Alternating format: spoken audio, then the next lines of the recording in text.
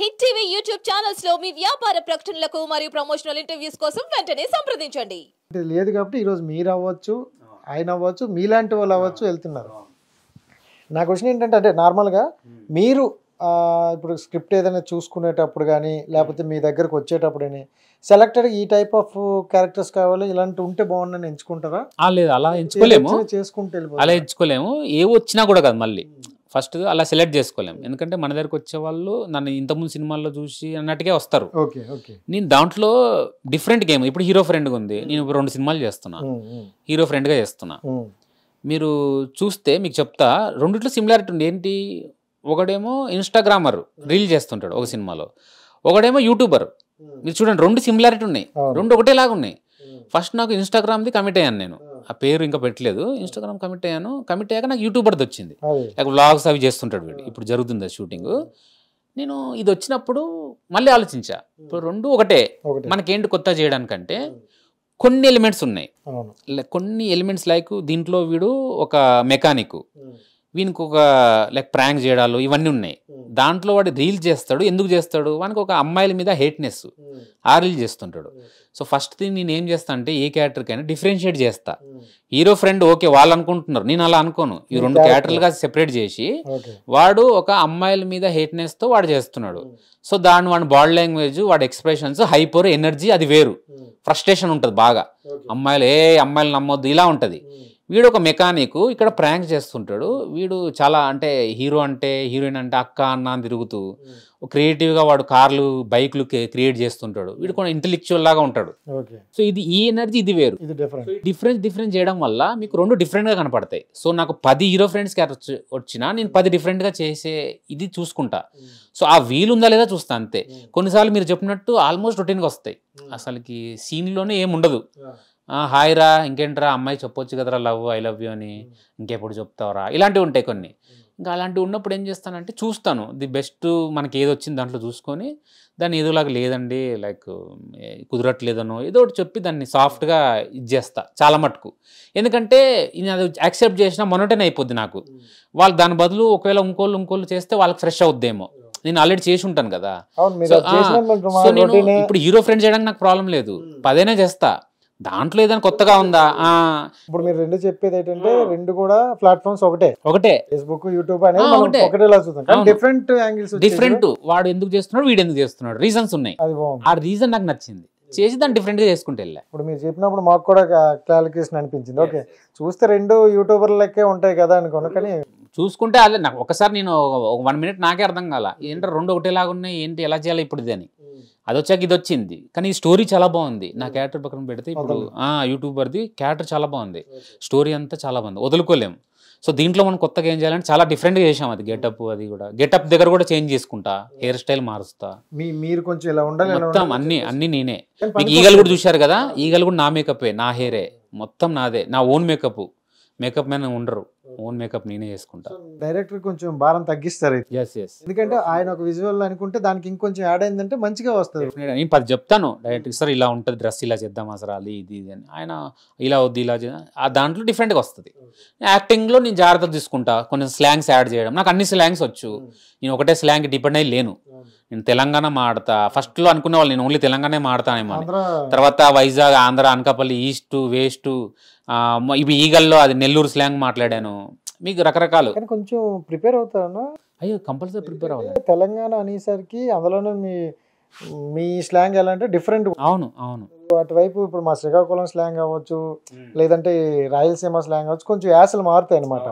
అవి కొంచెం ప్రిపేర్ అవుతా, చూడడం కానీ చేయడం కానీ. కంపల్సరీ హోంవర్క్ చేయాలి. హోంవర్క్ చేయకుండా నేను ఏది చేయను. కష్టంగా ఉంటుంది కొంచెం, చాలా కష్టం. 2-3 డేస్ మీరు చెప్పినట్టు ఆల్మోస్ట్ నన్ను చూసి పిచ్చోళ్ళ చూస్తుంటారు సెట్లో. అంటే నేను ఇలా చెప్తామా, ఇలా ఒకటే డైలాగ్ ఉంటుంది, దాన్ని నేను 20 రకాలు చెప్పాలని ట్రై చేస్తూ ఉంటా. చూసేవాళ్ళు అసిస్టెంట్ డైరెక్టర్లు కూడా, అదేంట్రా ఆయన ఒక డైలాగే కదా ఇచ్చింది అతనికి, అంతలా ప్రాక్టీస్ చేస్తానంటే గంట నుంచి అని. డైలాగ్ ప్రాక్టీస్ చేయట్లా, నేను ఎలా చెప్పాలనేది ప్రాక్టీస్ చేస్తున్నా. వేరియేషన్స్, స్లాంగ్ అసలు ఎలా ఎందుకంటే ఆ ఫస్ట్ 2 డేస్ చాలా లైక్ చాలా ఇంపార్టెంట్. ఆ 2 డేస్ నాకు ఫిక్స్ అయిపోయింది అనుకోండి, దాని సినిమా మొత్తం క్యారీ చేస్తా. ఆ 2 days చాలా ఇంపార్టెంట్, నాకు చాలా స్ట్రెస్ ఉంటుంది ఆ 2 days. 1-2 days బాడీ లాంగ్వేజ్ ఏంటి, ఏం వర్డ్ యాడ్ చేయొచ్చు, బాడీ లాంగ్వేజ్ ఎలా మాట్లాడాలి, దానికి ఏమైనా యాడ్ చేద్దామా, ఊతపదమా, ఇది రకరకాలుగా బాగా నడుస్తుంది. 2 days తర్వాత రిలాక్స్ అవుతా. 2 days తర్వాత ఏమవుతుందంటే నేను ప్యాటర్న్ ఫిక్స్ చేసుకొని నోట్స్ రాసుకుంటాను. నేను ప్రతి క్యారెక్టర్కి నోట్స్ ఉంటాయి. ఆ నోట్స్ రాసుకొని పెట్టుకోవడం వల్ల ఏమవుతుందంటే నాకు ఈజీ అవుతుంది. ఆడియన్స్ పల్స్ అయితే పట్టుకున్నాం. యా డెఫినెట్గా, ఎందుకంటే ఆడియన్స్ లాగా ఆలోచిస్తేనే ఇప్పుడు మీ ఇలాంటి వేరియేషన్స్ వస్తాయి. డెఫినెట్గా. సూపర్ అన్న. అండ్ 9th క్లాస్ నుండి ఇప్పటి వరకు మీరు చేసిన సినిమాలు, సో ఈ జర్నీ చూస్తే మీకు ఎలా అనిపించింది? అండ్ ఒక్కొక్కరు 100 సినిమాలు ఇన్ని సినిమాలు చేసిన మహామహురు అనుకునే వాళ్ళకి ఈ జర్నీలో మీకు తెలిసింది ఏంటి వాళ్ళ నుండి? అంటే ఇప్పుడు ఈ జర్నీ ఎలా అనిపించింది? అండ్ ఇప్పుడు 20 years 30 years మనం జర్నీ చేసిన పెద్దవాళ్ళు, సో వాళ్ళు ఇలాంటి కష్టాలు పడి ఉంటారా అనుకుంటే ఆ పాయింట్ ఏదైనా ఉంటుందా? అంటే ఇక్కడ ఏంటంటే 16 years అయింది నాకు ఈ జర్నీ. ఈ జర్నీలో చాలా సినిమాలు చేశాను. సో ఈ జర్నీలో నేను అంటే కష్టాలు, స్ట్రగులు, డౌను, అప్పు, లైక్ అంటే అలా అనలేను. కానీ నేను ఫస్ట్ ఒక హ్యాపీ థింగ్ ఏముండిందంటే, నాకు నేను చెప్పినట్టు ఇందాక నాకు వర్క్ ఉండింది ఎప్పుడు. నాకు గ్యాప్ రాలా, అది గ్యాప్ రాలా. దానివల్ల ఒకళ్ళు గ్యాప్ వచ్చింటే ఆ స్ట్రగులు, డిప్రెషన్ అవన్నీ తెలిసేవేమో. నాకు గ్యాప్ రాకపోవడం వల్ల నేను ఏదో చిన్న హీరో, చిన్న సినిమా, ప్రొడక్షన్ కూడా లేని సినిమా, ఏదో ఊరికెళ్ళి చేసేవాళ్ళము, అట్లాంటి సినిమాలు కూడా చేసినా నేను హ్యాపీగా ఉండేవాడిని. రీజన్ ఏంటంటే రోల్ నాకు బాగా కిక్కిచ్చేది. ఏ సినిమా ఉంటే ఆ సినిమా రోలు, నా రోల్ నాకు కిక్కిచ్చేది. నా రోల్ వరకు నేను బాగుండేటట్టు చేసుకునేవాడిని. కొన్నిసార్లు ఉండదు, చేసుకునేవాడిని. అని నేను చాలామంది సీనియర్లతో కూడా చేసినప్పుడు వాళ్ళు కూడా ఒకటే అన్నారు, నాకు ఖాళీగా ఉండొద్దు. ఖాళీగా ఉంటేనే ప్రాబ్లం ఆర్టిస్ట్కి.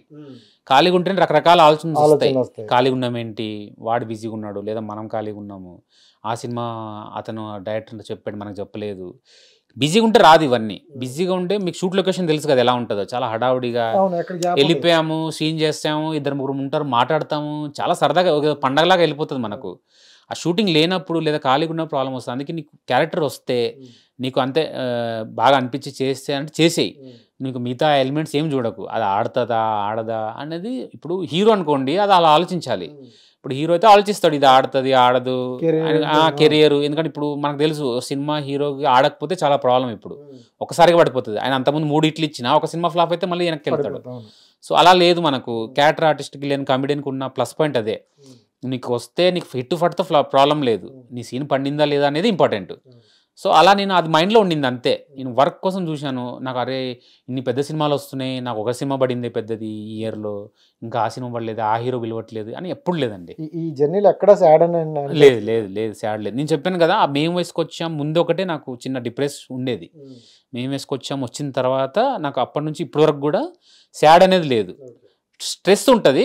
స్ట్రెస్ అంటే ఎలా అంటే, ఇప్పుడు ఒక రోల్ వచ్చింది, దాన్ని ఎలా చేయాలి, ఏమవుతుంది, రిలీజ్ ముందు సినిమా కోసమే. ఇప్పుడు బహిష్కరణ రిలీజ్ ఉంది 19th, అది ఏంటి రిజల్ట్ ఏమవుతుంది, మనం చేసిన దాన్ని లైక్ అప్రిషియేట్ అవుతుందా అవుదా, వెళ్ళదా, ఇవన్నీ ఉంటాయి. అది తప్పిస్తే వేరేదేం ఉండదు. నెక్స్ట్ ఉంటుంది మళ్ళీ. నెక్స్ట్ ఏంటి, నెక్స్ట్ ఆ సినిమా. ఇప్పుడు నాకు నెక్స్ట్ రేపు ఒక స్క్రీన్ టెస్ట్ ఉంది, ఇప్పుడు మీతో మాడితే నాకు దాని మీదే ఉంది మైండ్లో. అది కొంచెం ఛాలెంజింగ్ రోల్, అది ఎలా చేయాలి దాని మీదే ఉంది. ఇందాక వస్తున్నప్పుడు అదే ఆలోచిస్తున్నాను. నైట్ కొంచెం ప్రిపేర్ అవుతారా? నైట్ ప్రిపేర్ అవ్వను, మైండ్లో ఉంటుంది. ప్రిపేర్ అదే పనికి ప్రిపేర్ అవ్వను, మైండ్లో స్ట్రెస్ ఉంటుంది బాగా.